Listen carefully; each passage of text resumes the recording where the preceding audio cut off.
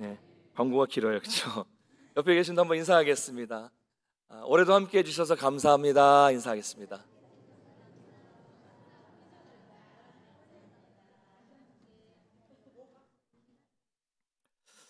네, 감사합니다. 우리는 지난 시간까지 아담과 하와의 이야기를 살펴봤습니다. 아담과 하와는 하나님께 불순종했고 결국 에덴 동산에서 쫓겨나게 됩니다. 오늘은 이제 에덴 동산에서 쫓겨나서 에덴 동산 바깥에서 아담과 하와가 자녀를 낳는 이야기로 시작됩니다. 아담과 하와가 에덴 동산에서 쫓겨났다는 것은 단순히 사는 지역이, 삶의 장소가 바뀐 것만을 의미하는 것은 아닙니다. 더 이상, 더는 그들이 하나님이 주신 복을, 풍성한 복을 누리지 못한다는 것을 의미하는 거예요. 에덴 동산에 살 때는 몰랐지만 에덴 동산 바깥 세상에서는 뭘 해야 됩니까? 스스로 먹을 것을 구해야 되고, 입을 것을 구해야 되고, 거주할 곳을 찾아야 됩니다. 그리고 고통을 경험해야 되고요, 육체적인 죽음도 경험해야 하고, 해산의 고통을 경험해야 되고, 또 땀 흘려 수고를 해야 먹는데 그것도 먹을까 말까, 풍성하게 먹지는 못해요. 아담과 하와는 이곳에서 두 아들을 낳았습니다. 가인과 아벨입니다. 이 두 아들의 이름은 너무 유명한데, 그런 사실 아담과 하와가 이 가인과 아벨만 낳은 것은 아니었습니다. 가인과 아벨만 낳은 것은 아니에요. 아담이 930년을 살았는데 그동안 많은 자녀를 낳았습니다. 여기서 우리가 기억할 것은 성경의 기록 원리 중에 선택의 원리라는 것이 있다는 점을 우리가 좀 생각해 볼 필요가 있습니다. 무슨 말이냐면, 성경에는 모든 세계의 역사가 다 들어가 있는 것이 아니고, 모든 사람들의 출생이 다 들어간 것이 아니라, 하나님의 구속 사역에 꼭 필요한 내용만 선택해서 들어가 있고, 하나님의 구속 사역을 위해서 꼭 필요한 인물들만 선택해서 기록하고 있는데, 그게 가인과 아벨이라는 것이죠. 그러니까 가인과 아벨은 이름이 기록된 자녀라고 한다면, 나머지 많은 자녀들은 이름이 기록되어 있지 않다는 거예요. 그래서 뒤에 보면 14절에서 가인이 아벨을 죽인 후에 하나님 앞에 이렇게 얘기하는 일이 있습니다. 무릇 나를 만나는 자마다 나를 죽이겠나이다. 두렵습니다. 나를 만나는 사람마다 나를 죽이면 어떻게 하겠습니까? 라고 이야기하는 장면이 나와요. 그래서 많은 분들이 이 구절을 보고 질문을 합니다. 아니 목사님, 성경에 보면 가인과 아벨만 나오는데 여기 나오는 다른 사람들은 도대체 누굽니까? 라고 질문을 해요. 누구라고요? 이름이 기록되지 않은 다른 자녀들을 말하는 것이죠. 아담과 하와로부터 시작된 많은 자녀들이 있었다는 거예요. 이 선택 원리를 잘 이해하시길 바랍니다. 어쨌든 아담과 하와는 가인과 아벨을 낳았습니다. 아벨은 양치는 자였고 가인은 농사하는 자였습니다. 지난 시간에 하나님께서 아담과 하와에게 가죽옷을 지어 입히심으로써 대속이라는 개념이 들어오고 제사제도가 시작되었다는 말씀을 드렸습니다. 그렇죠? 부끄러워하는, 자기가 벗었다는 것을 깨달은 아담과 하와에게, 무화과 나무로 잎으로 가렸던 이 아담과 하와에게 하나님이 가죽옷을 지어 입히심으로써 그들의 이 수치를 가리셨다라고 말씀을 드렸어요. 가죽옷을 지으려면 가죽이 필요하죠. 가죽을 얻으려면 어떤 동물이 피를 흘려 죽어야 하는 것이죠. 그래서 대신 죽음으로써 수치를 가려준 것, 이것이 대속이고 바로 이것이 제사제도의 시작이라고 말씀을 드렸습니다. 그래서 아담과 하와의 자녀들은 자연스럽게 제사를 드리게 된 것입니다. 이 말은 무슨 말이에요? 하나님께 제사를 드렸다는 것은 하나님과의 교제가 있었다는 거예요. 에덴 동산에서 쫓겨남으로써 교제가 없을 줄 알았는데 그게 아니라 제사를 통해서 아담과 하와 그 자녀들은 하나님과 교제를 하고 있었다는 겁니다. 원래 에덴 동산은 제사가 필요 없어요. 왜 그렇습니까? 늘 하나님을 만날 수 있고 늘 하나님과 교제할 수 있는 곳이었기 때문에 그렇습니다. 그러나 에덴 동산에서 쫓겨난 후에는 하나님께로 나아갈 수 있는 방법이 없었기 때문에 제사를 통해 하나님께로 나아갈 수 있었던 것입니다. 그런데 이 두 사람의 제사에 차이가 발생합니다. 그래서 우리가 오늘 이 내용을 살펴보면서 이 예배를 통해서 우리의 예배를 한번 돌아보는 시간이 됐으면 좋겠어요. 3절과 4절을 한번 같이 읽어보겠습니다. 오늘 본문 같이 읽겠습니다. 시작. 세월이 지난 후에 가인은 땅의 소산으로 제물을 삼아 여호와께 드렸고 아벨은 자기도 양의 첫 새끼와 그 기름으로 드렸더니 여호와께서 아벨과 그의 제물은 받으셨으나. 아멘. 그 다음 나오죠. 가인과 그의 제물은 받지 않으셨다, 이렇게 말씀하고 있어요. 자, 세월이 지나서 가인과 아벨은 각각 자기의 소산으로 하나님께 제물을 드립니다. 그런데 하나님은 가인의 제물은 받지 않으셨고 아벨의 제물은 받으셨어요. 가인의 제물은 땅의 소산, 즉 곡식으로 드렸고 아벨은 양의 첫 새끼와 그 기름을 모아서 드렸습니다. 자, 질문할 수 있는 거죠. 흔한 질문이죠. 왜 하나님은 아벨의 제물은 받으시고 가인의 제물은 받지 않으셨을까요? 양이 고기라 더 귀합니까?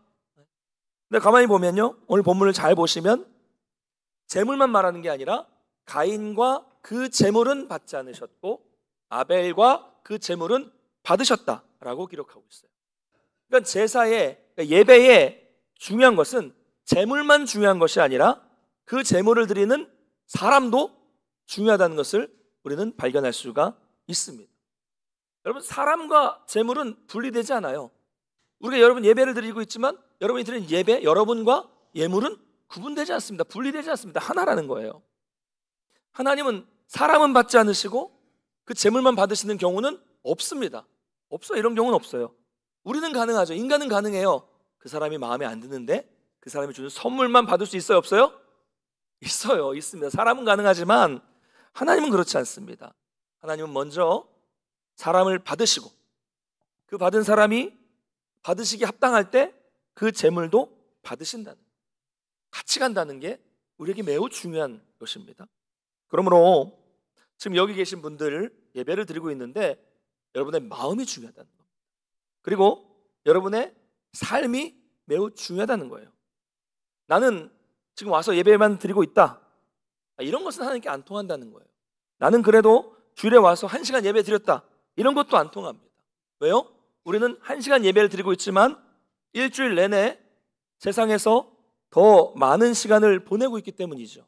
그래서 일주일 내내 더 많은 시간을 세상에서 보내다가 교회 와서 내가 지금 이렇게 1시간만 앉아 있다고 해서 하나님께서 그 예배를 다 온전히 받아주실 거라고 생각하는 것, 이것은 착각입니다. 착각이에요.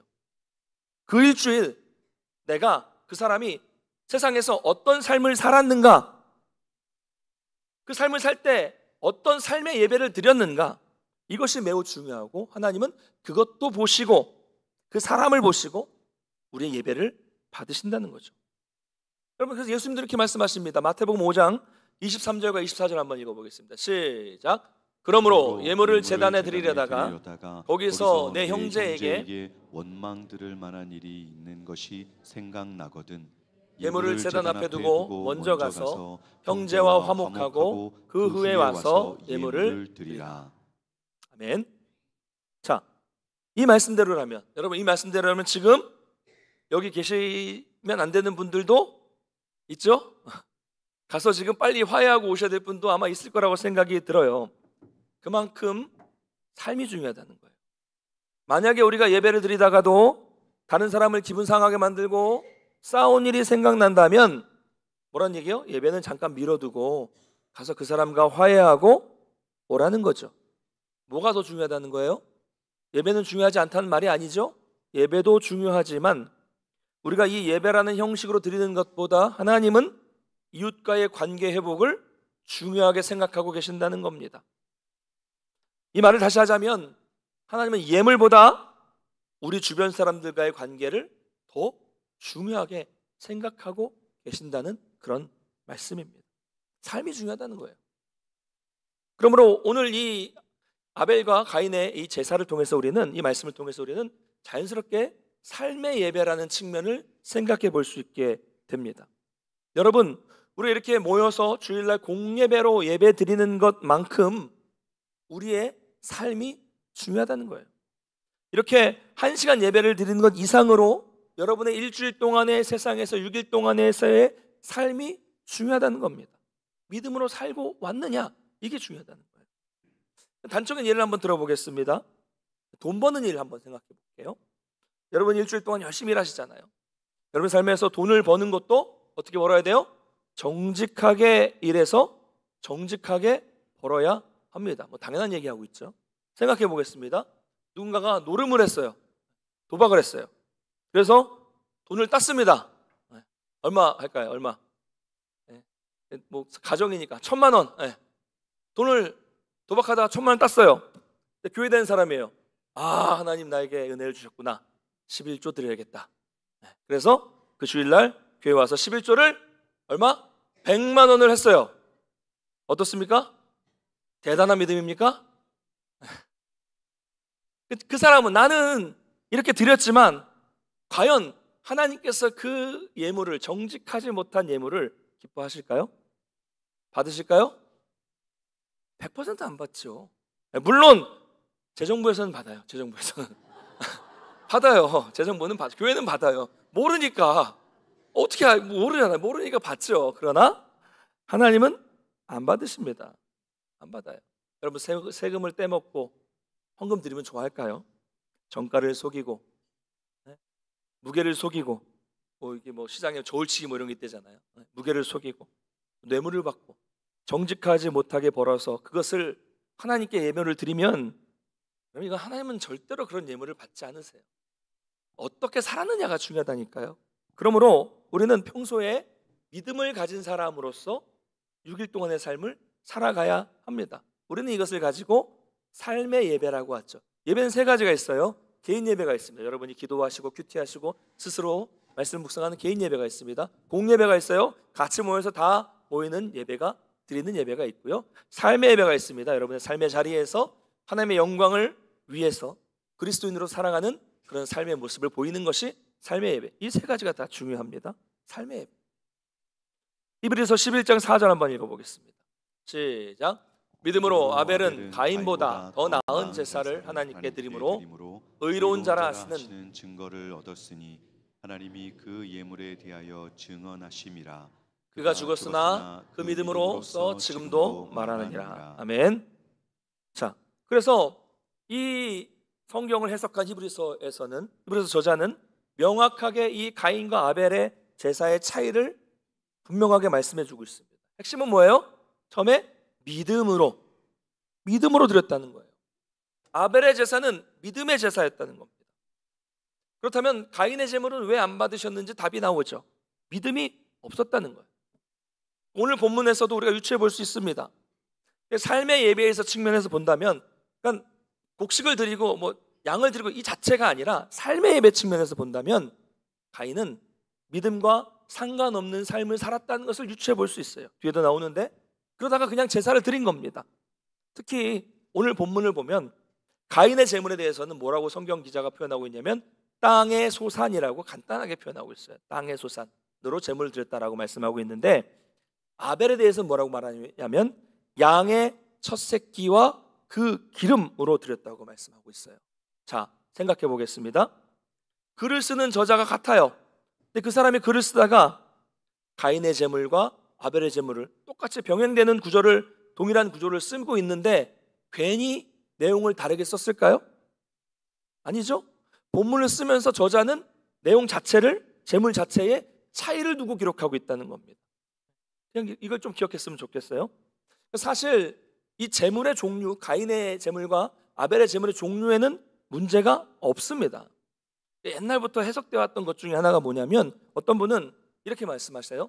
아벨은 제물로 짐승을 드렸기 때문에 하나님 받으시기에 합당한 제물이었지만 가인은 곡식을 드렸기 때문에 이건 제사법에 맞지 않았고 그 제물의 종류에 문제가 있었기 때문에 하나님은 아벨의 제사만 받으시고 곡식으로 드린 가인의 제물은 받지 않으셨다라고 해석한 거죠. 근데 여러분 그렇지 않습니다. 틀렸어요. 여러분 가인과 아벨이 드린 제사는 이 짐승을 꼭 드려야 되는 번제, 속죄제가 아니었습니다. 여기에 쓰인 원어 제물에는 민하라는 히브리어가 쓰였는데요.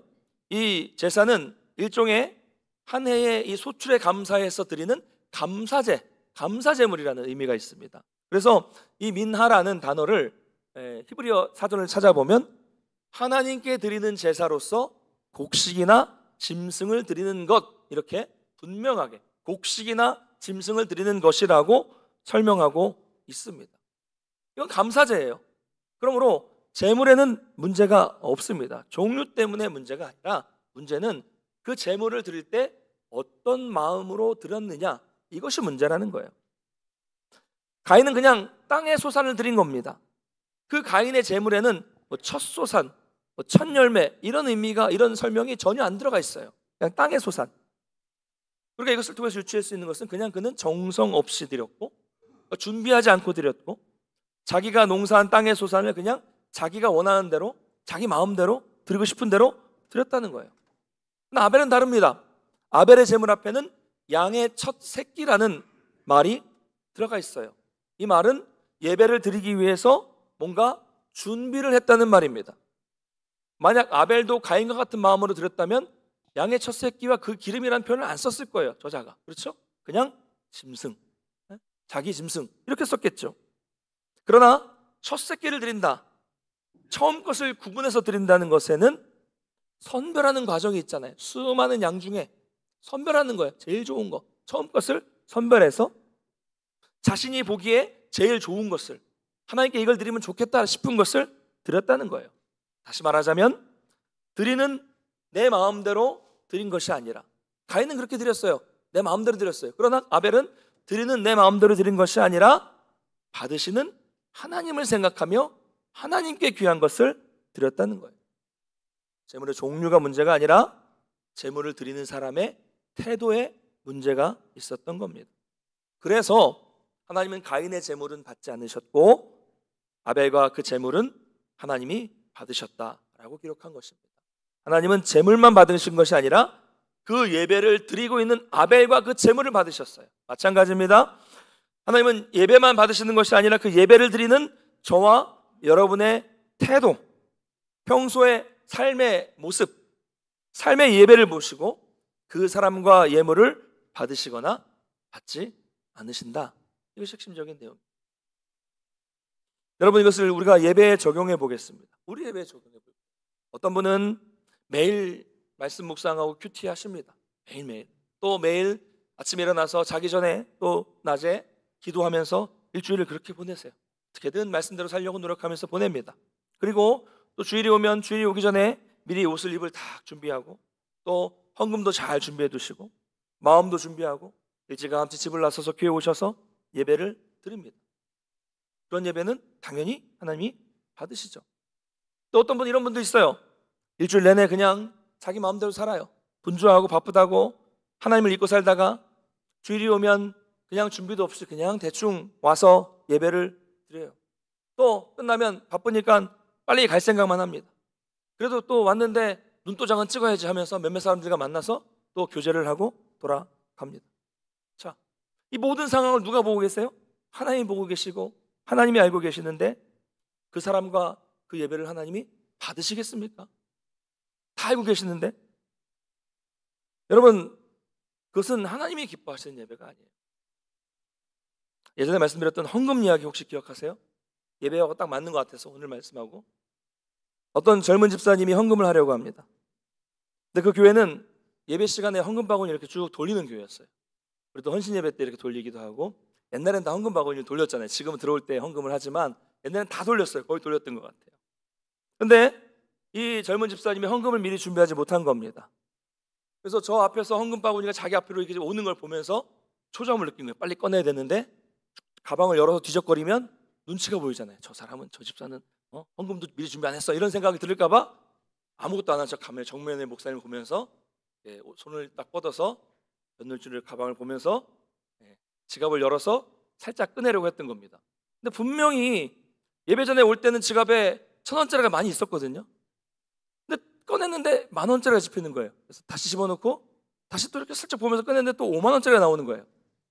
계속 반복을 하는데 헌금 바구니가 드디어 자기 앞에 왔어요. 그래서 어쩔 수 없이 꺼냈는데 1,000원이 아니라 10,000원을 헌금했다는 아주 가슴 아픈 이야기예요. 자, 그냥 그래도 그렇게 끝났으면 좋았을 것을 이 집사님이 예배가 끝나서 또 무슨 무용담이나 되는 것처럼 믿음이 아주 좋으신 구역장 권사님께 이 이야기를 하나하나 다 얘기하는 거예요. 권사님 그랬어요 막 이러면서 얘기를 한 거예요. 그랬더니 그 믿음 좋은 권사님이 다 들으시면서 이 젊은 집사님에게 미소를 지으면서 이렇게 대답해 주셨습니다. 집사님, 너무 걱정하지 마라. 하나님은 분명히 그 헌금을 1,000원으로 받으셨어. 네. 여러분, 이 권사님의 대답이 정답이죠. 여러분, 이거 헌금만 그렇습니까? 우리가 이런 경우가 사실 많아요.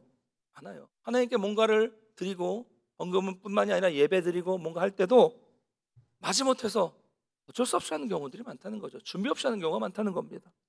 우리가 평소에 믿음으로 살아야 되고, 또 예배 드릴 때 헌금도 마음도 옷도, 우리 매무새도, 뭐 목욕도 하시면 더 좋겠고 뭐 더 좋겠죠. 그래서 깨끗하게 다 준비하고 예배를 드릴 때 하나님은 그것을 기쁘게 받으신다는 것을 믿으시기 바랍니다.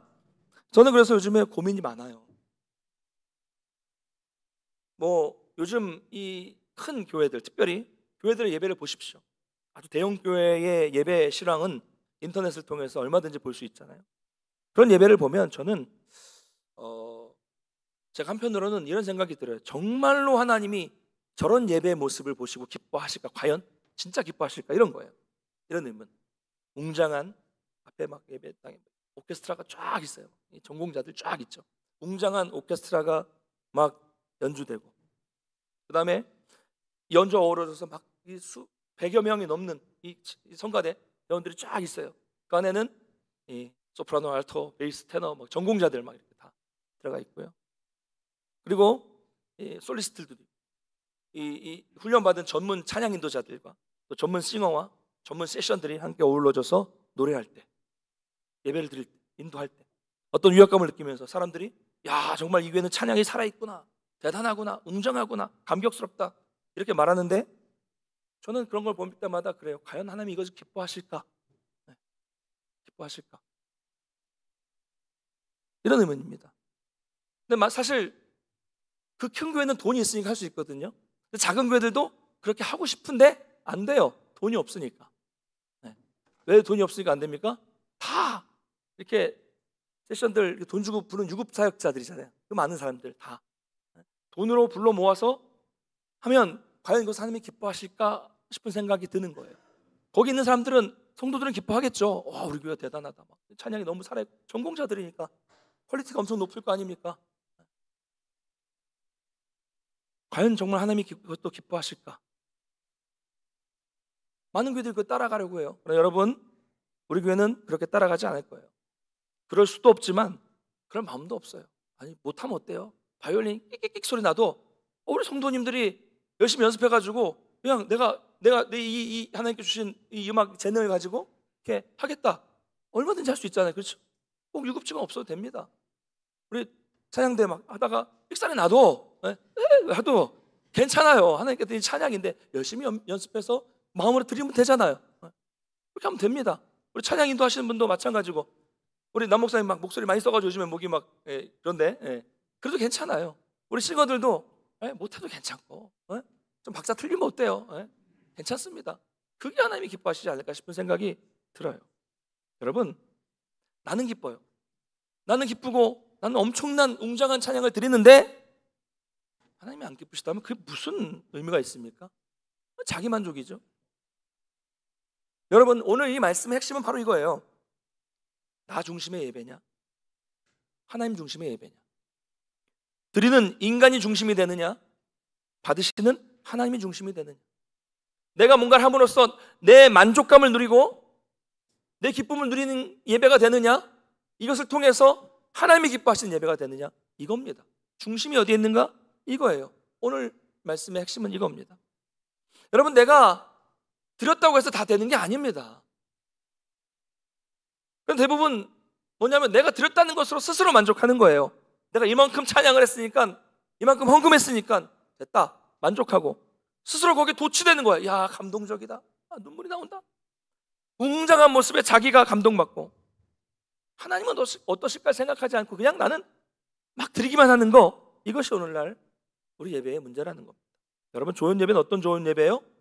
화려하고 깔끔하고 뭐 대단하고 이런 게 아니라 하나님이 기뻐하시는 예배, 하나님이 과연 무엇을 기뻐하시는가를 발견하고 하나님 중심으로 드리는 예배가 좋은 예배라는 것을 믿으시기 바랍니다.